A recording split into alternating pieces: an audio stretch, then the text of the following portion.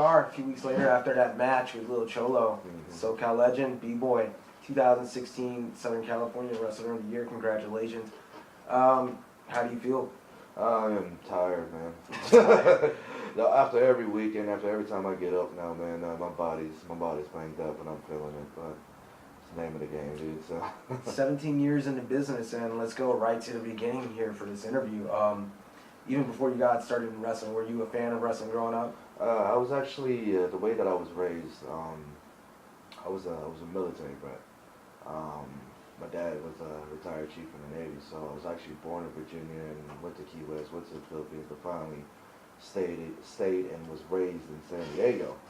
While I was over in Florida, my mom took me to a live event one time, and it was Dusty Rhodes and Dick Murdoch. Right. And I think I was like 2 or 3 or something, and it was actually probably what hooked me onto wrestling. Growing up where I was from and everything like that, and including family members, like I was around the wrong people, you know. We'll just say it like that. And wrestling was always my scapegoat out of it. So to answer your question, I was definitely a fan when I was young. Still a fan now. Of course, you have to be a fan if you're still doing it now. Yeah. Or stupid. Stupid. Maybe more the stupid part. But Yeah. yeah. Now moving on, how did you discover a world outside of mainstream wrestling like WWF and WCW and such? When I was growing up, I was actually raised on NWA. Right. And then I just. Because you're old. Yeah, because I am old, man. You're not like me. And one of my favorite wrestlers of all time is Beautiful Bobby Eaton. So I don't know who that is. I know you don't, man. These youngsters, bro. I'm kidding. Hey, I'm educated. But like I was raised on NWA, then started watching, you know, WWF at the time, and then I just started going back and forth. Right. And then just started watching WCW, WWE. I was actually introduced to New Japan when I was young as well too. So I always had like either wrestling, whether it was a magazine or a VHS tape, because that's how old I am. I should remember those. Yes. I always had wrestling around me. So, how did you discover SoCal wrestling? I believe I went to an event. It was actually like a WCW. It was Bash at the Beach. It was in San Diego when Mysterio made his return. And I went with one of my boys, and there was a guy that looked like a fucking retired porn guy because the hair and then a mustache was retarded. So like a Joey Ryan type. Yeah, before there was Joey Ryan, there was Charles Gibbs. Oh, So Charles Gibbs was passing out flyers for this place called CCW. It was called the Palace of Pain. I always wanted to do it, even though I made fun of it. I was made fun of when I was younger and everything. And I called it a week later, and that's what kind of started me getting into wrestling. Like, getting into wrestling, I should say. Yeah. So that was going to lead me into CCW's Palace of Pain, training there. Yeah. What was it like training there? And who were your influences when you were training? Did you have any guys that you wanted to like embody inside the ring when you were training? It was funny. I started training, I believe it was in 98 or 97, something like that.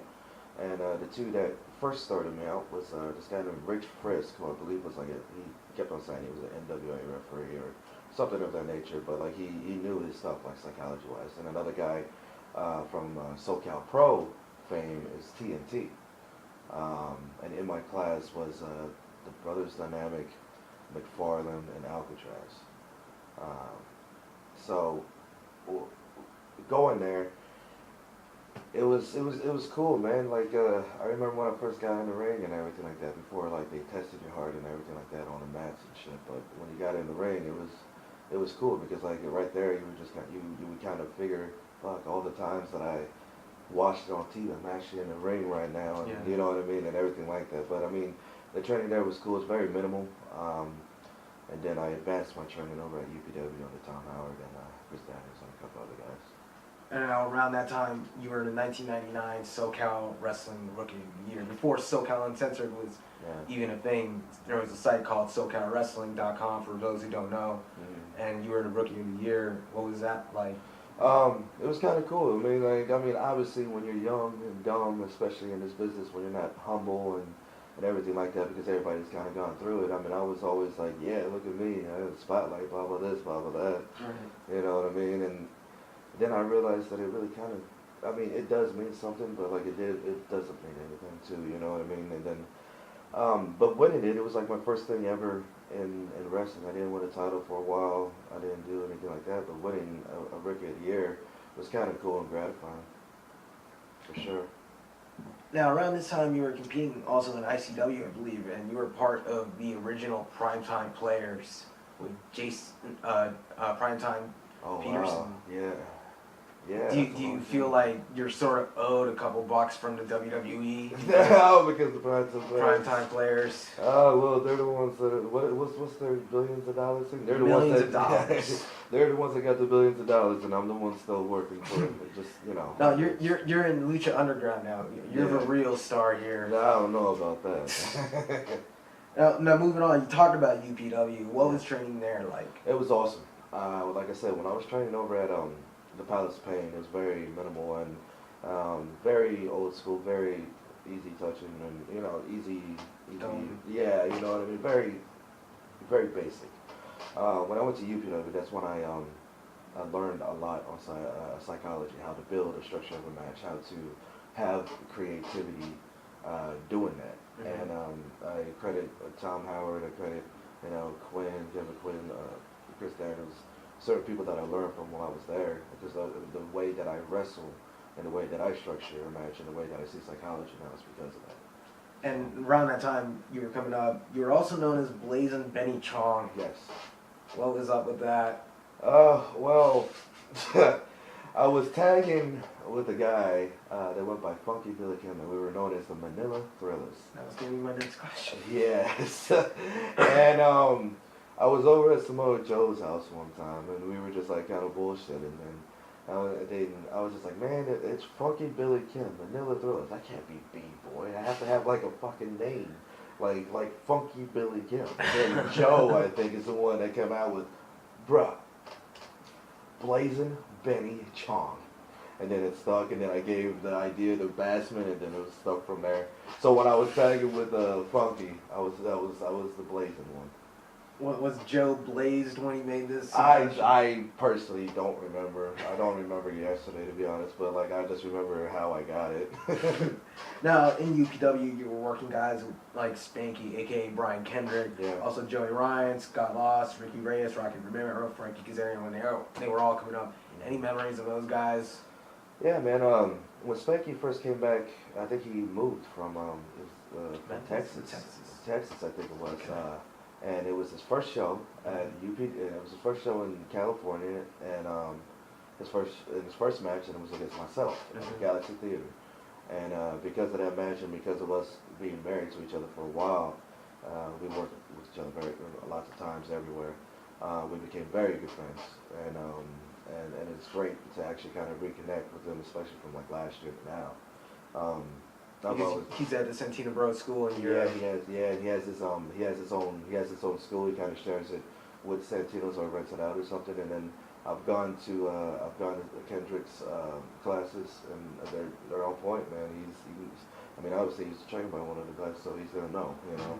But like, yeah. And then so basically I was talking about UPW up and down the roads and shit like that. I was up and down the roads with guys like Joe, Frankie, Rocky Romero, Reyes. We were all kind of bred in all at the same time. You know, we were all from the same cloth, the same generation, as I like to call it. Right. Because before us, there was guys like Modest and Morgan, and then after them, it was us. Right. And then after us was Scott, Joey, and then after that, we got the new generation, and so on and so on. But like that was from that generation, and I was really good friends with Frankie and Joe, and I still am to this day. We just don't talk as much, just because of family life and everything like that. People getting busy and people becoming more successful. You guys having your own separate places, like Frankie's in ROH, Joe's in NXT, you're in Lucha Underground, you're in SoCal. Yeah, and I think it's like everybody always asks me when these guys that are around me that I was very close to, they always ask like, aren't you jealous? I mean, does he want to do this? And I was like, I was never jealous, man. I was like more pissed off at myself more than anything, because like, you know, I felt that I was on the same level as these guys. I came with the same generation.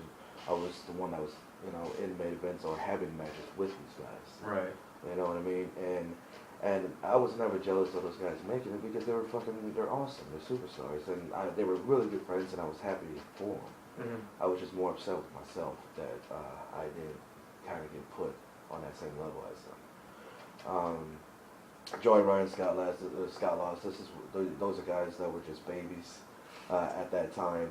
Before Joey Ryan became a creep. Yeah, and before let me tell you something. Joey Ryan was one of the most shyest people you'll ever meet back in the day, and he had at least like 17 gimmicks that he was trying, and all of them were pretty interesting. But once he became Sleeves, and once he became Joey Ryan, I say it to this day, and I tell him in front of his face, Joey Ryan is like probably the smartest, most hidden genius wrestler there is ever. He knows how to market himself. Yeah. Knows how to get his name out there, and as we've seen with the viral stuff, like. Yeah, I mean, even before then, man. I mean, if you think about it, like when he was like feuding with Candice over at PWG at the time, he was doing a lot of intergender stuff. You know what I mean? Right. Like he kind of put intergender stuff in the forefront if you think about it. Sort of brought it back. Yeah. Or sort of made it like something that's not viewed as niche or whatever. That's and because of Joey, I feel like, you know, in a male-dominated sport, everybody sees women as secondary. You know what I mean? Mm-hmm. I personally didn't, because I knew there was hell of a fucking lot of good wrestlers out there, but no one really wanted to work with females. You know what I mean? And because of Joey Ryan, these females, I believe, are even given more of a chance to be noticed for somebody like Joey. You know what I mean? It only gives them, not it gives them a name, but it also helps each other out. You know what I mean? So moving on and going back now, let's talk about Revolution Pro. Mm-hmm. You started with them around this time, and you also competed in 2001 Rev J. Like, talk about starting out in Rev Pro and all that. In Rev Pro, I think I actually hit up Ron Rivera. He asked, I guess he heard of me and wanted me to come down and everything like that. And I believe I worked Reyes on that show. It was Reyes my first time working on that show, but we had previous matches, and we just basically did what we normally do against each other. And Super Dragon was hurt at that time, and he was at the balcony, and Rev J at the dojo, or not Rev J, but Rev Pro. Yeah, and he was there, and he, I guess, liked what we saw, or liked what he saw and saw us. That, I think, coming back, that's when I had matches with Dragon, and Ron, I guess, immediately already saw, I guess, the chemistry that Dragon and myself had. So that's what jumped Dragon in my feud for years to come, was there. Working at the Rev J was awesome. I worked TJP first round when he was going by Pinoy Boy, and he was like, I think it was like 16 or 17 at this time. I know I worked Dragon in the finals. I can't remember who I worked second, but I remember I also worked Ozawa, so I had like I had very good opponents all the way through. It was the Rev J was kind of funny too, because like it was at the Anaheim Marketplace. And it rained. So everybody was slipping everywhere, but everybody did the best, and it was actually kind of cool, because the Rev J was also the stepping stone that would also be going into the match with Dragon and FTW. And I was going to get into that. FTW Match of the Year for 2001 with Super Dragon. I hear a lot of stories about how it was sort of seen as like an us versus them, where you were sort of repping UPW, Super Dragon was sort of repping Rev Pro. And at the time, what a lot of people don't know is there was a lot of heat on Super Dragon. People just didn't like the dude. And here you are in this match. How did that add to the atmosphere? And do you think that sort of like background wasn't there? Do you think the match would have been as wildly praised as it was? I think well, before even that happened, I started working with Dragon. There was a promo I did, and I called myself the Dragon Slayer. Right. Before everybody else on TV was saying the Dragon Slayer. Man. Love you, Jack. He's not gonna watch this show. I know, right? But the thing with Dragon is that I guess there was heat on him, because like he was when he was wrestling against his Rev Pro guys, it looked like he was kind of, at this time, it looked like he was taking advantage of him. Like taking liberties. Taking liberties, something yes. that people would say. It looked like it, you know what I mean? And people that knew me personally know that I don't play that shit, you know what I mean? Right. So,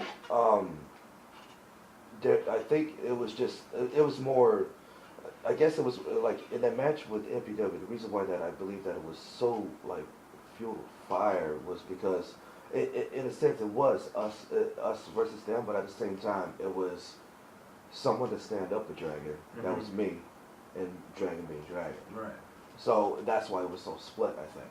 Mind you, like at this time, people were calling us. I mean, you had Joe, Frankie, all these guys here, but people were telling, and everybody was saying that Dragon and myself were the best wrestlers in Southern California at this time. So that probably added more fuel. I just think everything that that Dragon and myself did before we went to that match, people bought into. There was, I think I even shot a couple times on a shoot one time, but I got the okay beforehand. Right. I think everything was just there because Dragon was a badass, and then people saw me as the guy that could, I guess, as his equal. As his equal, yeah. And that's a compliment in itself. Because Dragon's amazing, but you know, yeah, man. Because he was a franchise player in Revolution Pro. Yeah. And I guess, I wasn't watching at the time, but I guess while he had good, strong matches with guys like Taro and Rising Sun and Excalibur, you were sort of like the first guy to test him in that promotion, storyline-wise, I guess. I guess that carried over, right? Yeah, you know what? Now that I think about it, I never thought about it like that. I mean, like he was like having guys with he was having matches with these guys at the time, and they, like you said, maybe like people saw me as an equal because we wrestled alike. We wrestled alike. The only thing that he did different from me was that he flew, and I didn't. I stayed grounded. Yeah. But like I guess people saw me as an equal, and then because of that match at MPW and won the Rep J. That's Rep J. Match of the year? Yeah, the match of the year. That's what I'm saying. First SoCal Uncensored.com. Yes. The site that we're doing this interview for. 15 years today. 15 years? Oh, yeah. Well, shit. Why are you guys still around, bro? I don't know. But going back to that match, the match was awesome. Yeah. It was honestly probably Dragon and myself's best match we've had. Just because of the crowd heat in general. But because of that match started getting VHS taped and everything, and was going everywhere. It's getting traded by everyone. It was going fucking everywhere, because bro. back then there was no YouTube, there was no like torrents even, there was no DVDs, and you couldn't go on like High Spots or Smart Market and download an MP4. You had to go through like tape traders and stuff. Yeah, exactly. You had to go on sites like and fucking get them. You had to go on the boards. You had to like. I remember You remember Sean, XPW TV Sean, who had top notch tapes? Yes. Like I remember he was a dude who had like a lot of tapes. Yeah. Devin, who does camera at PWG, he was one of those dudes too. Yeah, like I was yeah, because like back to what I was saying, that match alone was just fucking going everywhere. Like I said, from the Midwest to fucking the East Coast. I mean, it was going everywhere, man. And because of that match, that started exactly like that initially jump started me and Dragon, I believe. And it sort of also put SoCal on the map in the United people. Right? I mean, people were saying that, yeah. I mean, that's up to that's their opinion, you know. Right. Now, get into our first fan question, Justin Smith. We were talking about Super Dragon. He wants to know any Super Dragon stories. Anything you got. Anything that I have. I think the only thing that I really remember that he'll probably get a kick out of is that which he won't hear or probably see or ever. He won't care about this. Nothing. But I remember we were in the match. It's actually the Rev J at the finals, and then I gave him the counterclasm to the floor because that was his spot. He always used to take that from me. Right. And I don't know if you're familiar, but it's like when you front flip him over, and he was on the stairs, and I give him that. And the Shima move. Yeah, the Shima move, and then he fucking landed on the padding and everything like that. And then of course he was selling for me and everything like that. And I was about to pick him up, and he goes, "I think I shit in my pants." And I was like, "Huh?" I think I shit in my pants. So And then so Mark was his second, or not Mark, but Excalibur was his second. He's not gonna care about this. No, shit. he picks him up, and then they walk to the back, and I can see Dragon just kind of holding his ass. And I was like, oh shit, he's shit. And then he comes back, and Mark takes him back to the ring, and Mark throws him in the ring, and he goes, all right, I'm okay. And so I guess it was like a false alarm. maybe he just had one of those farts that was in him. Yeah. It's like you feel like it's gonna be a shit. Yeah. I mean, but that was a pretty funny moment. I still remember that to this day. It was I wonder funny. if people are gonna call him Pooper Dragon now because of that. Nah, it was shit happens. No pun intended. Yeah. He's not gonna see this. Who cares? All right, now getting back to SoCal at the time, you were working for UPW, and there was also a lot of politics. And we're talking about the 15th anniversary of SoCal Uncensored. Mm-hmm. Those politics and sort of like all that sort of led to the creation of SoCalUncensored.com. I remember there was like a lot of hype about like how UPW was sort of controlling SoCalWrestling.com, and that's why SoCalUncensored.com was created, because shit was getting deleted. Mm-hmm. And most of the shit that was getting deleted was because of topics that pertain to politics. Workers being told where to work and where not to work. Do you have any memories of, or any stories or anything specific in mind about all these politics that were going on? I remember there was some politics going on, and then certain promotions were trying to do that. Mm-hmm. And they, let's just say they tried it with me, and I basically said, fuck you. Right. I'm not under, like, at this time, I was like, you're not paying me a lot of money and everything like that. And I was in wrestling, and I was wrestling the same guys, and I said I wanted to, I need to expand, you know what I mean? I need to better myself and broaden my rights. I need to better myself. I need to learn from other people, you know what I mean? And I heard there was politics with certain people and everything like that, and some had to stay, but I wasn't one of them because they knew that they couldn't do that to them. So. Right. Now, around that time, Epic was starting. 2002, Gary Yap's promotion. You competed for them on a few shows. Thoughts on those first few shows? I know the first one you faced Tommy Cozina. The one you faced T.J. Perkins, who's been Old Boy. And the third one you had a triple threat match with Adam Flash and Frankie Kazarian for the CZW Iron Man title. Talk us through those matches before we get to the final one. I was really pumped up on working with Tony Cozina because he was somebody that I wanted to take admired. I would say admired. Like when I saw when like it was tape trading, when tape trading was going on, I was like looking at other indie guys. You noticed him? Basically. Yeah, he was one guy that I noticed. Okay. So I was looking forward to it. Okay. And I was happy with the match. It was I think it was fun. I mean, it seemed like I remember that match like yesterday. It was like the fans seemed to enjoy it. We did a good psychology-based match, and I thought it was good. You know what I mean? Second one with TJ. I love working with TJ, so I mean he's me and him when we get in the ring, we just kind of already know that we have that chemistry. So I'm always happy to work TJ, especially at that time when he first started. He was I mean he's fucking fantastic now, but he was good back in the day too. And then the CZW match with Frankie, Adam, and myself, I think that was a benefit for the Messiah at this time. And it was That was the show where supposedly Trent Acid fucked a porn star in the bushes. What a surprise! That's what Gary Yap says. Wouldn't surprise me. Yeah, but like that match with Frankie and Flash was awesome. I think that match Flash enjoyed it and also told CZW that he enjoyed it as well. It was fun, man, and I love being in the ring with Frankie because me and Frankie, me and him were married to each other like almost like 2 straight years. Like every show we go back. Yeah.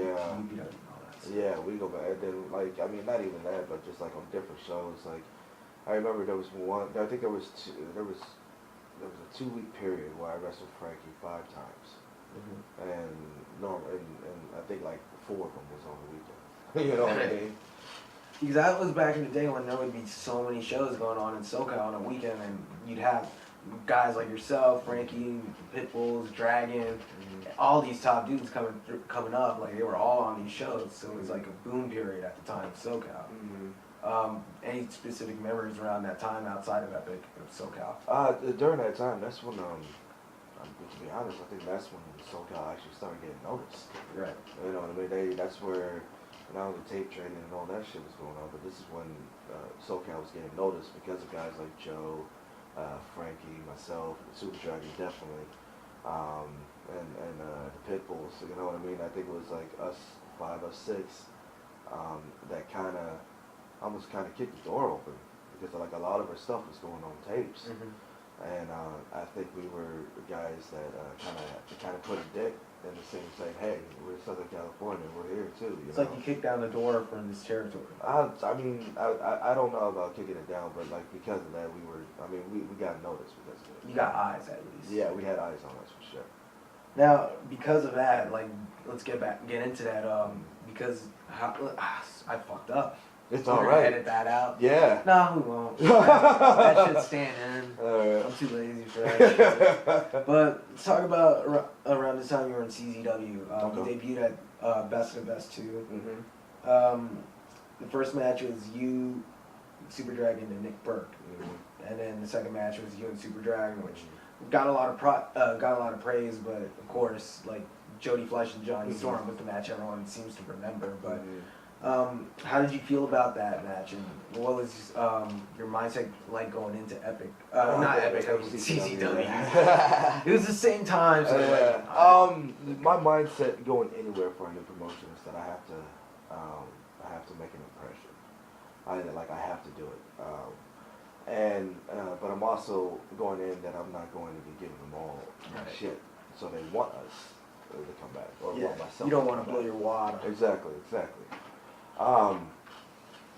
Going into the match, it was actually kind of cool too because SoCalCensored.com was our, the Scrub and Steve both went to Philadelphia. I think Justin Crest and John Talwar too. Yeah. Top Gun Talwar. Yeah, they all went to Philadelphia, and it was pretty cool because they wanted to see Dragon and myself wrestle on the East Coast, which is, I mean, you want to talk about diehard fans and shit like that, or just supporters. Those 4 are they fucking with the Philly to see us, you know.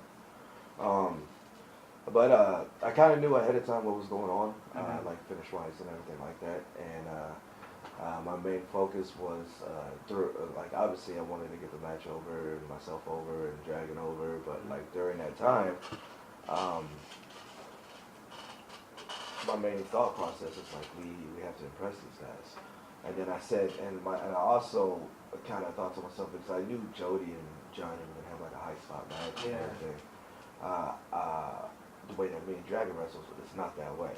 And I thought to myself, and collectively we said that we should wrestle the way that we do over there. You know what I mean? Because nobody either A is not familiar with the style of beat, or somebody do it right. It would be different. And I was like, you're absolutely right. And then we went over there and did what we did. We did an old Japanese finish. The multiple head drops. Yeah, and fucking, I mean, anybody that knows Dragon is like, he does not care about his neck at all. Or his head. He'll land on it on any other time, just to make the move look good, you know. But we did that, and we got a standing ovation, and got a please come back, and I remember there was another time that we had another match there at CZW, and we got a big California chant. So that was 2 years later in that 4-way with Bobby Quantum Excalibur. Yeah. On September 11, 2004. Yeah, it was like a day and night show. Day show, high stakes, 2 I think. The day show, and then the night show had the infamous IWS 4-way. El Generico and Kevin Steen and Sexy Eddie. Exactly, and it was actually kind of cool too because like we were the day 4-way, and then they were the nighttime. And it was actually kind of cool too because like after our match, and it was Bobby Quantum Excalibur, myself, and Dragon. We go out there and do our natural Southern California style 4-way. We got a fucking California chant. We got This Is Awesome. I mean, we did our job. You know what I mean? And then I remember Steen, Generico, and these guys, they were like, man, that fucking 4-way was awesome. Best 4-way I've ever seen. And then, like, me and Dragon were also on the night show, and then fucking their 4-way happens. And I'm seeing shit I haven't seen. Yeah. Dragon, like, if Dragon watches something, his eyes gets big, you know what I mean? But, and then we saw it, and then we were like, fuck, that's the best 4-way I've ever seen. You know what I mean? And it was kind of cool, too, because on that show, that's what actually started Generico, Sexy Eddie, and Steve Steve. coming to the States.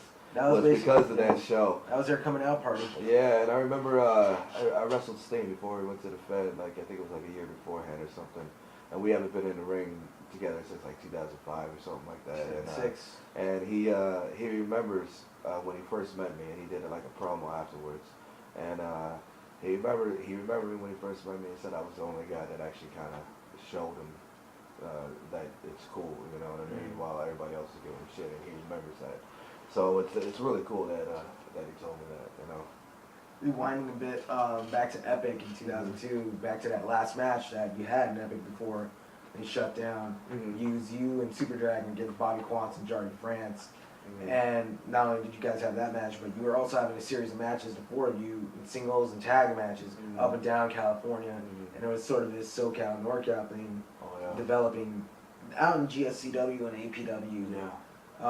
Thoughts on those matches? It was actually awesome. I was a part of the APW, or not APW. Yeah, it was NorCal, SoCal, basically. It was I was a part of it, and it was crazy because this is when, at first, a lot of NorCal people be coming to Southern California. Southern California fans would be going to NorCal. This actually kind of started. California as a whole, I thought, you know, because like they kept on going with you know, NorCal the best guys, SoCal the best guys, and just kept on feuding. It was I thought it was like a process that was done right, and overall it kind of helped the scene in California just in general, I should say, yeah. Also in GSCW, you also faced Nick Mondo at the Anaheim Marketplace, which I'm sure a lot of people don't know about. Memories in that match? I love Nick Mondo. He was actually one of the few guys that took was cool with me over at CW, and the match was cool, man. Like, he's known as a deathmatch worker, but like a lot of these guys that are deathmatch workers are fucking phenomenal regular workers. And the match was cool. I mean, it was booked there, and we probably wrestled in front of 25 people, and had a hot dog afterwards, went inside and swapped meat, bought some shit, and that was it. Got yourself an airbrushed, like, Jesus thing from something. Yeah, like, you remember they could also airbrush, like, t-shirts and shit. Yeah. They had some fucking bomb pizza there. Any swap meat has good food, bro. Not healthy for you, though. Yeah. Now, getting back to Epic, another fan question from Justin Smith. He wants to know your thoughts or any stories on Gary Yap. I've personally never had a problem with Gary. I think he's very creative. I think he'll tell you this too. Like, he was a very bad promoter back in the day, and maybe it was too much responsibility, or maybe it was just something he couldn't do.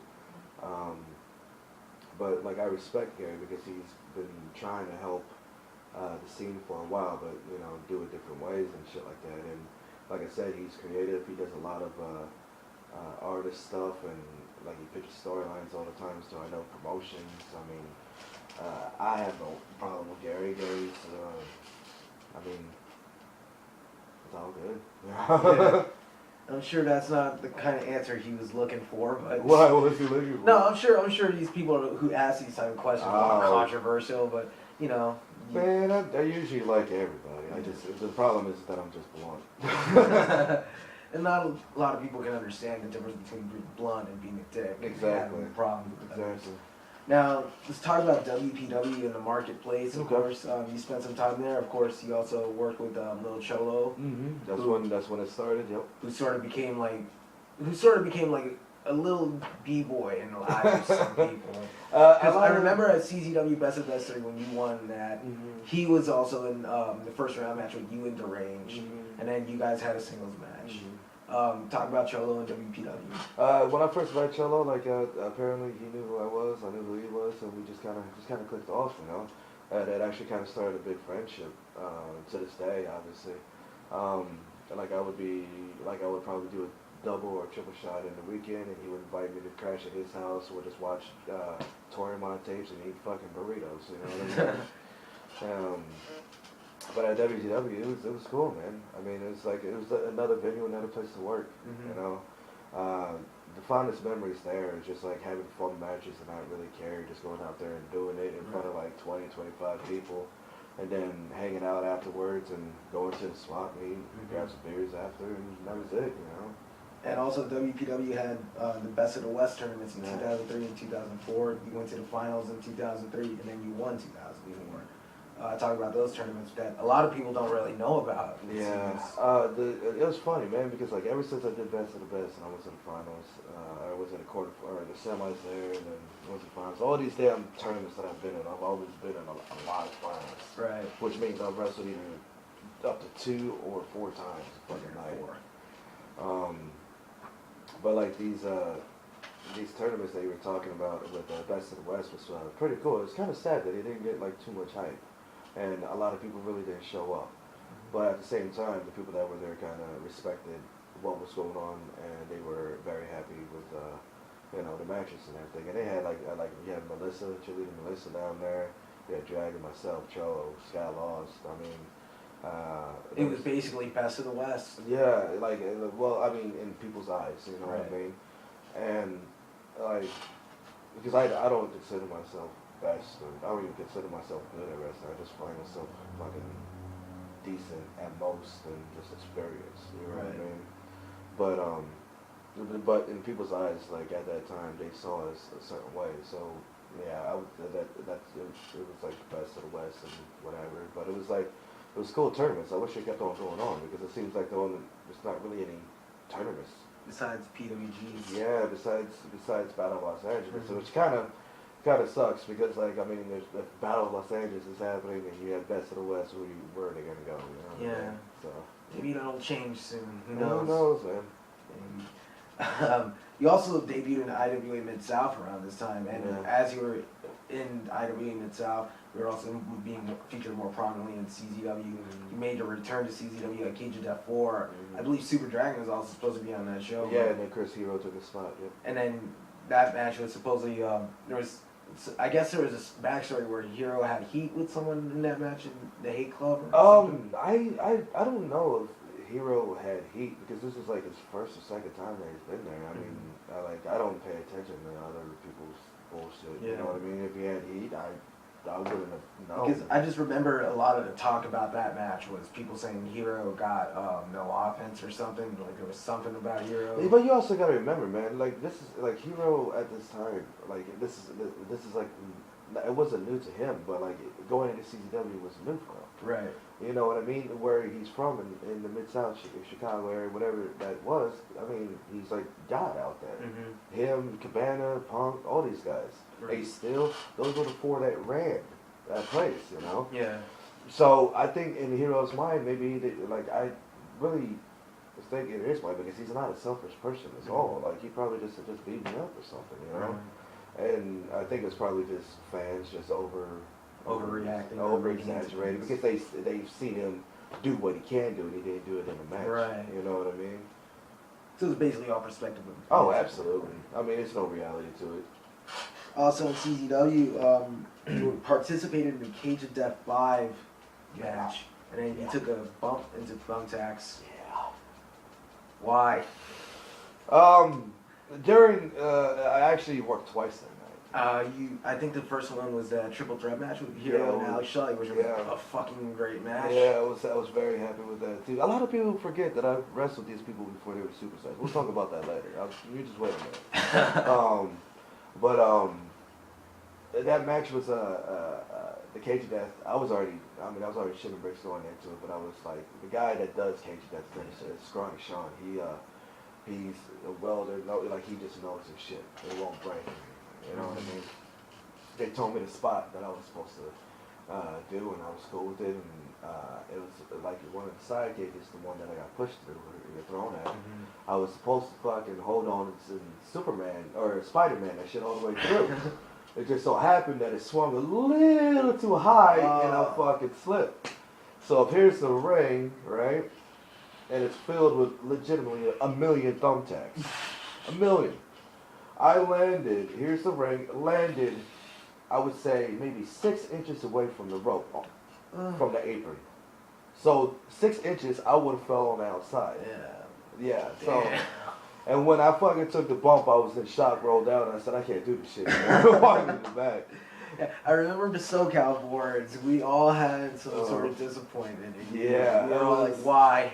Yeah. Why people? Man, I mean, it's fucking shit. It's wrestling. I mean, you haven't lived wrestling unless you've done something once in wrestling. Did you you know? get paid for it? Though? Oh yeah, of course I got paid. That's important. Of course I got paid.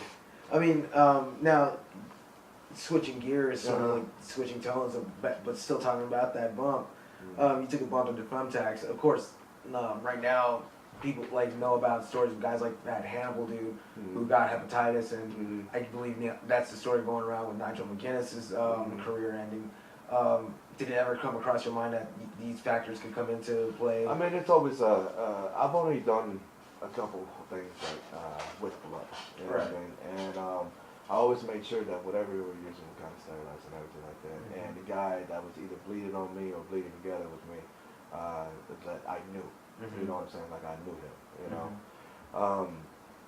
It was it's those. I mean, thumbtacks are thumbtacks. I mean, they hurt. I mean, but it is what it is. I mean, at that time, people kind of were just doing extreme shit. You know. Another fan question from Justin Smith. He wants you to go into experiences with IWA Mid-South, CZW, along with Zandig and Ian Rotten. Okay. Because of IWA Mid-South and because of CZW, that's what kind of jump-started my career on the Indies. Because you were having matches with stars there, because they were like the first guys that really put you up. Yeah, and because of that, that's where I got seen a lot of where, and that's why, because of those two places, I started getting booked in Virginia, Maryland, fucking New Jersey, New York. I started doing the whole tri-state area, you know, and then I was still able to come out to California as well. But those two were the ones that jump-started my career, because that's where eyes were on IWA Mid-South and on CZW. Because for fans who don't know, especially here in SoCal, in 2001, 2002, 2003, 2004, Smart Mark Video was basically the place to get the shit when it comes to indie wrestling.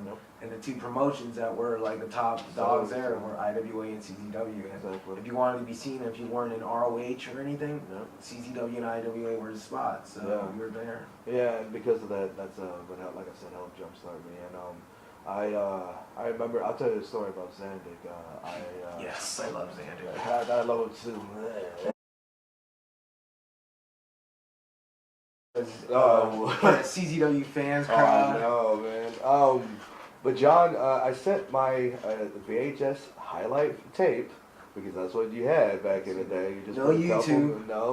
You had to send it to him. This was even before Mega Upload too. Yeah. So I sent it to him.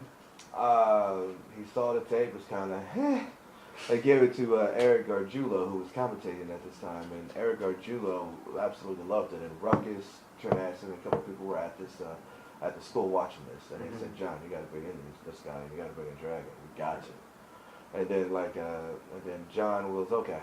So basically, John booked me in there because of, I guess, I don't know, for whatever reason. And but John hated the way that I worked. Because John was a high spot guy. His daddy was a very high spot guy. That's why he loved Jody and fucking Johnny, you know.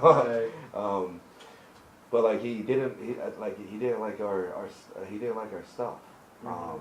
But because of, I guess, the way going forward when I was with him 8 consecutive years, John started, I guess, respecting my style and respecting what I was doing and understood what I was doing. I think he didn't understand it before. But yeah, man, that's John. Let's just say that John Zandig didn't want me in CZW, and because, I guess, of certain people and because of me growing on him maybe as a person and professionally, he kind of stuck me around. So I owe John a lot. You know what I mean? With Ian Rotten. Ian Rotten has a very bad reputation, and a lot of people know Ian Rotten very personally and professionally. He has a bad reputation. He hasn't messed me over though. You know what I mean? He hasn't done anything with that, you know. So those are two guys that definitely give credit. You know what I mean? And Justin Smith also wants to know any stories of any original CZW wrestlers like Nick Gage. Well, I think when it comes down to stories, there's always a lot of stories that I have. Well, let's just say when I was over in Philly all the time, there were stories every fucking time. So there's a lot to remember. But the stories, I wouldn't say stories, but I would just say like the friendships and bondships that I had with the guys and the girls over there, and in that company was like probably the strongest that I've ever had. And in that time, you were also part of the High Five stable with Yeah. Messiah, Trent Acid, Johnny Cashmere. Yeah. I believe Adam Flash too. Yeah, the first five was Messiah, myself, and the Backseat Boys, and Dewey Donovan. Dewey Donovan. Yeah, he was our little manager guy. And then after that came Nate Hatred, Adam Flash. Remember when the fans would always chant "Dewey fucks pigs"? Yes, and I never knew why. I never understood It could it. be some shoot shit. I don't know. I don't even want to find I out. don't know, and I don't know if it means a big girl or the actual pig. I don't fucking know. We can't really speculate if it's an actual pig. We can't. We don't want to get speculate. sued. We've had enough No, legal not threats at at all. SoCal Uncensored. No, we don't need that. Anyway, yeah, getting back to the High Five. Yes, it was actually kind of cool because Messiah was there first, and he was there maybe a year before I was, I think, at the time. And Messiah was over as Rover over there, and he made good friends with the Backseats. The Backseats came here for Epic, and I got in with the Backseats, and we became good friends and everything like that. And then when after Best of the Best and all the rest of that stuff, I started with the company full time in February of 2003, and I think they came up with the idea of the High Five, and that's when all of the fucking this came and everything. So it was like it was all a mutual thing. It was fun too. It was probably my funnest time I've had too. Switching gears back to SoCal now, PWG 2003 at the time. I know you and I talked about this for beforehand, and I don't know if this is going to be sort of sensitive, and I know it's switching gears, but you debuted at the Badass Motor 3000, night one, Eagle Rock, California. I remember that was like the first show I went to as like true fan that that I really began to know wrestlers. You wrestled Cozina in that match. This is for the title, right? This was the tournament. Yeah, big tournament. It was like 24 person tournament. 16. Was it? 16. Oh, I thought it was more than that. But after your match, you got some bad news, and after this, there were rumors going around that you were going to retire. So I don't know if it ever came out publicly. I think it vaguely did, but talk about that night. Okay, so my mom gave me a call right before me and Casino were about to go out, and I saw on my phone, and I was just kind of like, I'll have to give her a call back. If it's important, she'll leave a voicemail, So me and Casino go out there, do our match. Really enjoyed the match, and thanked them after the match, and after we talked about the match, I went to my phone, as any wrestler does, checked it, and there's a voicemail. I was like, okay, something must be wrong. So I checked my voicemail, and my mom just basically says, call me. And I was like, okay, So I called her, and then she's like already in tears and shit like that. She said, your grandmother died. And I was like, what? And then like just my heart just like sunk, you know what I mean? And like even Frankie comes up to me, Frankie was next to me and saw what was going on, Kazarian, and he goes, what just happened? I told him what happened, and he goes, fuck man, I'm sorry. Told Dragon, I told Joey, Mark, and I told him what happened. I said, I need to go. And they were like, all right, don't worry about it, And so I left. During that time, after everything kind of settled in with my grandmother's death, I started getting pissed off at wrestling, and I blamed wrestling at this time because I had a show. I wasn't there when my grandmother passed, you know what I mean? So I started contemplating. I said, fuck man, what's more important to me, this wrestling stuff that's taking time away, or my family at this time. And that's what made me contemplate the first time, because there's been a couple times I was contemplated about retiring, but that was the very first time that I contemplated about retiring, because I blamed wrestling, and that's the very first time that I understood having to have sacrifices in wrestling. That's what opened my eyes more, you know. So that's exactly what happened on that end. And you talk about blaming wrestling. You also talk about the sacrifices. What made you want to return to the ring? Like, was it anything like? Did you just take time and just think about it to clear your mind, or? Yeah, I think anybody that contemplates retiring at a certain time, whether it's earlier in your career, middle career, at the end of your career, I mean, you do have to take some time to think about it. And I think my right, or I think the way that I was thinking at that time could have been justified. But then, like I said, that's when I started realizing about the sacrifices that had to be made, because a lot of wrestlers nowadays don't understand, you know, they want to get into wrestling and see it on things, or see it on TV and want to perform and want to do this. They want to be that spotlight, you know what I mean? Don't work like that. That's only fucking 10% of it. Right. You know what I mean? The sacrifices, I mean, fuck, I've lost a wife, you know what I'm saying? I've lost relationships. I've lost friends. I've lost fucking family members. Lost time. Lost effort. Lost fucking money. Gas. You know what I mean? I'm not even a wrestler, and I know losing money on wrestling and shit too. You know what I mean? It fucking sucks. So that's the first time when I actually understood and opened up my eyes to where it's like, fuck, man, this is I need to make a decision. You know.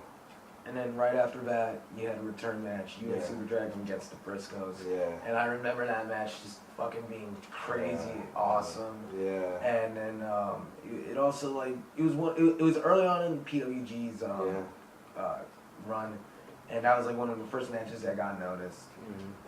Would you say that was like one of your best matches in the first year of PWG? I think with Dragon and myself, that's probably our best tag match that I think we've had. I think. And you've had like great matches in that year too. That was the 2003 match of the year with Bobby Quance and Jardy France too. Yeah. Would you say it was better than that match too? Oh man, I would put it like neck and neck. Really? Yeah, like Dragon and myself, for some odd reason, when we tag, it just turns good. It's like you have a chemistry, you like it just for some fucking reason, like, and I don't know if it's like a competitive thing between himself and me, but like it just something comes out when we tag, and I don't think I've seen anybody have like something like that the way that Dragon and me had. Like it was just weird. Like it's just one of those weird things. Like if you saw it, stuff you would understand. You know what I mean? But coming back to the match and everything like that, and me and Dragon were tagging and going against the Briscoes. I think that was it wasn't the first time I wrestled the Briscoes, but as a tag it was. But yeah, going against them, man, because they're amazing and shit like that. Like everybody was just all on the same level and everything just fucking lined up that night, you know. So. And shortly after that time, Tango and Cash, infamous first ever PWG tag team tournament, you teamed with Homicide. You guys became the tag team champions. In the Samoa Joe CM Punk ROH straight shooting interview, I don't know if you ever saw it. I saw it, and then there's a couple. They forgot out a couple spots, bro.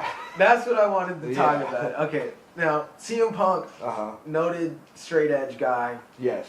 Now, that's UFC fighter. Yes. Even though he hasn't had a fight yet. Go up, Phillip Brooks. You got it, bud. Good luck. You're gonna need it. Hey, you shouldn't be faking another injury, son. Trust me. Anyway, he said you were a lightweight. You know what's funny about that situation? I am not a lightweight. Okay. We all drank a lot, except Punk, because everybody was taking shots and everything like that. And fucking Punk was taking shots with everybody, but it was cranberry juice, of course. And then I wasn't a lightweight. I had nothing to eat that fucking day. And I was chilling with the boys, so of course I'm not going to be a bitch and say, blah, blah, this. I'm fucking going to drink. You know what I mean? And that's something they all forget, because they were all drunk except fucking Punk. And then I remember that shit happened, and I was lightweight on that night because I didn't have nothing to eat. I mean, fuck, that shit happens.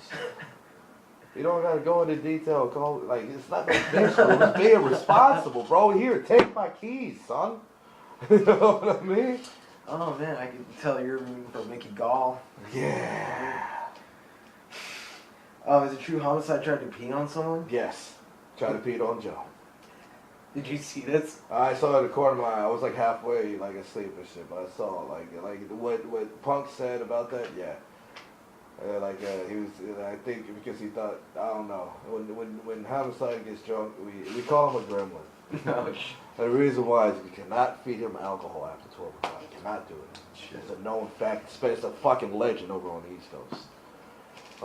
And you guys wrestled hungover the next day. Oh my God, it was a bad hangover. 3 matches. Yes. And the finals against Super Dragon and American Dragon. Yes. Hung over. Yeah, I remember this because it was me and Dragon against. All right, let me see if I remember this. It was not Dragon. Me and Homicide against. Let me see what I got.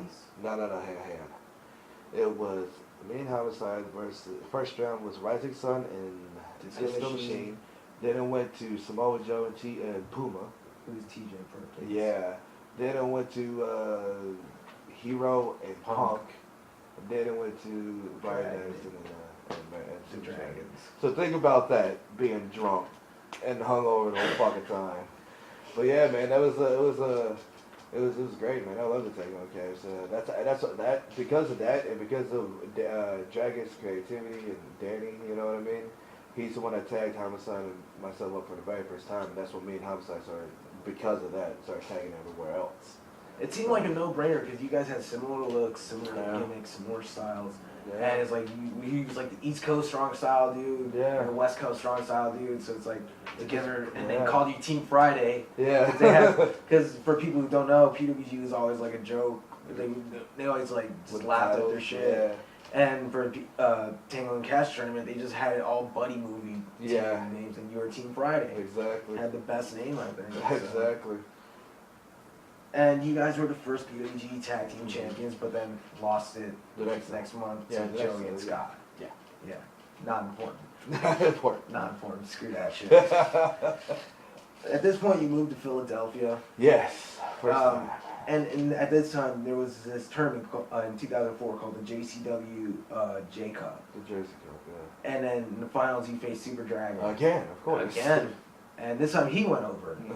That was a match that seemed to also get talked about. Any memories of that one? It was good, man. Like it was always funny because Dragon and myself always trying to make our previous match lesser to what we were gonna do right then, and it's kind of hard because Dragon and myself were fucking killing each other like every fucking time we would go out and work. And but yeah, man, that match over in Jersey was cool because like I could. It's safe to say like.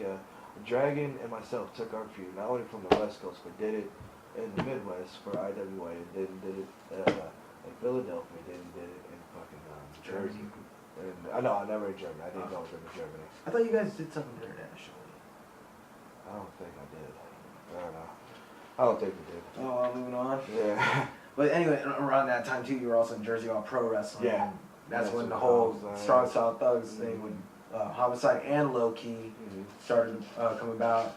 You guys were having all these cool tags. I remember you had a tag match in a cage with Teddy Hart and Jack Evans. Yeah. Any memories of those matches? Oh, Teddy Hart is just a memory in itself.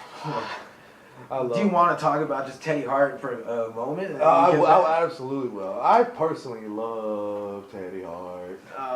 And the reason why I love him because like he's a character and he's out of his fucking mind.